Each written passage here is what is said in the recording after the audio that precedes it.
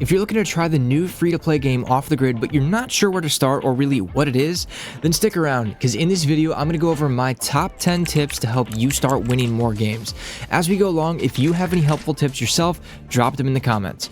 Number 1, after watching the awesome intro cinematic and landing on the main menu, navigate to the Hexes tab and see if you have any Hex Cubes available. If possible, decode all of them so you have things to add to your inventory right away.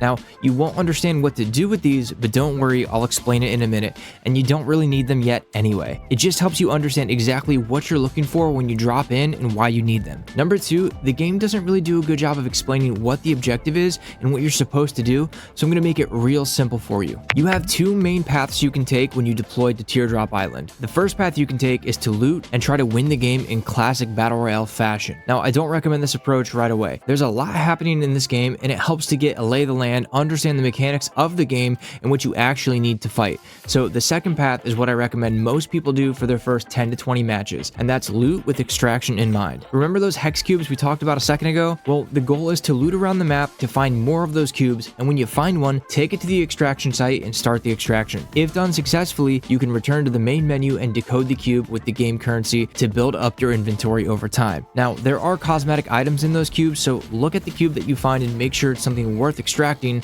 like a weapon you actually want. Unless you find an extractor in some remote part of the map, there's a good chance that the enemy will show up to steal your extraction once you start it. Number 3, when picking up cyber limbs, pay attention to what effect or perk that it's giving you. I highly recommend ones that give you the crazy movement, not just because they're fun, but because it's a big part of the game and there will be a lot of situations where enemy teams pop up out of nowhere, and the only chance you have of getting out of the fights alive is to use all of the movement you have at your disposal. My personal favorites are the Roadrunner legs that give you insane movement speed but leave behind a trail of lightning for enemies to follow, and in most cases this will give you enough time to reposition, heal up, or find some high ground or a zip line to deploy your jetpack and get away. The Leapers will launch you into the sky and even allow you to double jump and redeploy your jetpack. And last, the Grapple Hook, which also helps you cover distance quickly and can help you reposition onto high ground above your enemies. When you're brand new to the game, it helps to have these get out of jail free cards because you're probably not going to have a full grasp on what's happening during those gunfights. Number 4, piggybacking off the cyber limbs, it's important to master the jetpack controls early. Once you're in the air, you can pull up and down many times to fly for a really long distance. I'm not sure if this is intentional and it may get toned down in the future,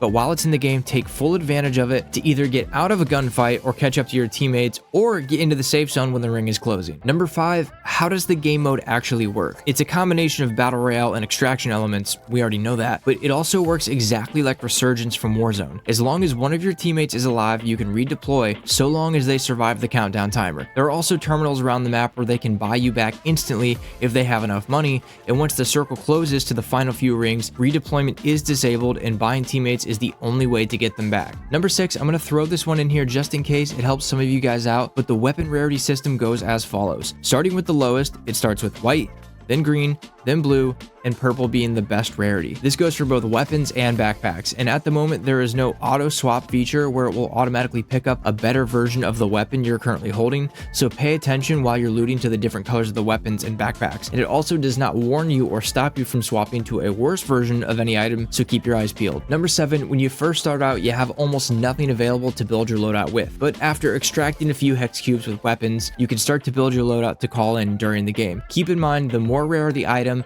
and the more items you put into your loadout, the more expensive it's going to be to call in. Now, I don't believe you actually lose those items from your inventory when you die in the game, you just lose access to them during the game. Don't quote me on that. If I'm wrong, somebody tell me in the comments. If you redeploy after getting killed with your loadout, you'll have to land on your body to pick them back up. Number 8, as you play the game and earn experience, you'll obviously level up, and leveling up earns you more of the in-game currency that you can spend on decoding more Hex Cubes. However, if you pay for the premium version of the game at $12 per month, you'll level up even faster and you'll earn even more currency for each level. Number 9, avoid fighting as much as possible in your first matches. I was shocked at how good everyone seems to be for the game being brand new and in early access. Now, of course, you have to get a feel for how gunfights play out eventually, but it's more important that you understand the flow of the game, the cyber limbs, and all the weapons available. Because if you grab a weapon off the rip and run straight towards the gunfire, there's a good chance you're going to get deleted and be confused as to what just happened. The game isn't very good at giving players feedback on what's happening in the game, and and there's no kill cam or death report to explain or help you understand how you lost that fight. So take your time, learn some of the weapons, learn some of the abilities in the game before you charge into the chaos. Number 10, once you feel confident enough to try and fight, pay attention to what the announcer says.